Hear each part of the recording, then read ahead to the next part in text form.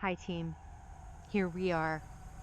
I worked really hard at getting this row of carrots in, and it's individual rows sprinkled in every 3 inches all the way down. Took 2 days. And what I laid over it, because we're going to get a heat wave, what I did was put this hard plastic material to keep the moisture down for 4 or 5 days.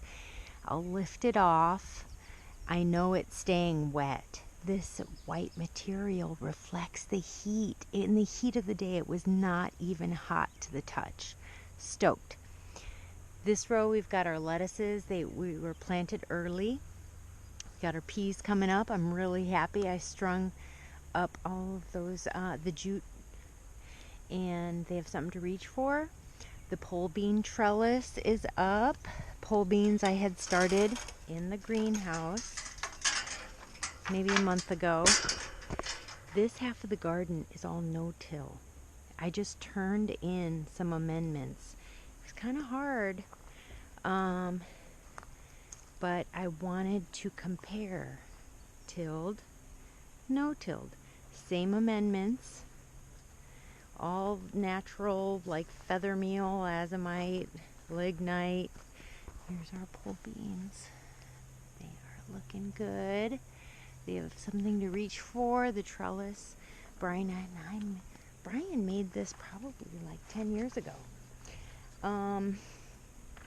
This year we have electroculture. That's right, we are charging with copper. You see, we've got an antenna here. We have an antenna here. We have an antenna along the beans every other.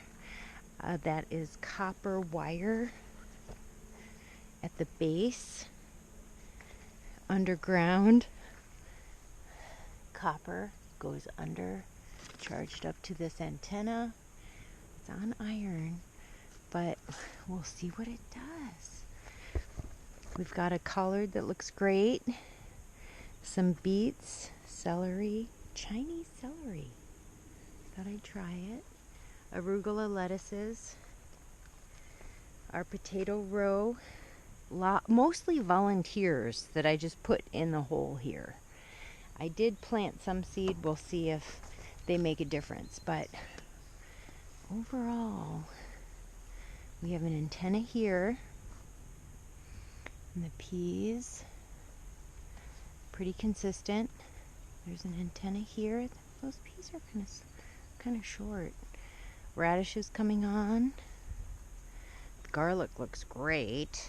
I have been doing a foliar pump spray with a little bit of sea crop, a little bit of fish hydrosolate, and worm leachade, worm tea.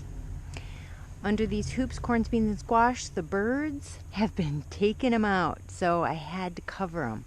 So I've got butternut, table queen, blue Hubbard heirloom, and Long Island cheese. Pumpkins, they took out. The birds took them out. I got to start them over again. In the back, it's really shady, so we got some lettuces and brassicas, burdock in the left-hand corner. I wanted to make this really short, but I'm really feeling good about the electroculture, charging up the soil this year. These will go in on leaf day. This is how I did all of those starts. I got this little fan that's temperature control from the Goodwill, $5. Birds come in here, so I had to protect. I've got some tomatoes going, and hardening off more brassicas. There's my pump sprayer. Yeah, this tiny space has started all of these plants pretty much, if I didn't direct seed. But it's gorgeous. We're having luck with the weather and the rain, and this is where we're at this spring. I'm going to be setting up the drip tape. We pumped water into the pond, from the pond into the cistern. It's going to drip feed If it gets too hot, summer squash is going to go there. I started a bunch of melons, but the birds ate them in the greenhouse, so we'll see how it goes. But the potatoes look like they're taking off. This ledge is going to lop over to mound up the potatoes, but I know we're going to be needing to add more grass to mound up, because those the potatoes grow up. You just got to keep mounding.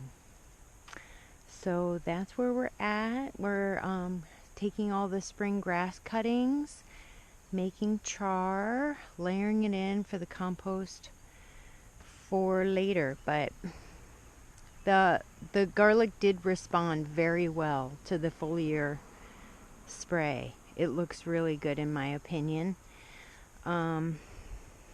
So yeah, leach aid from the worms, hydrosolate, and seed crop. Just a tablespoon per gallon. And I've been shooting it once a week, but the weather's been on our side. Thanks for watching.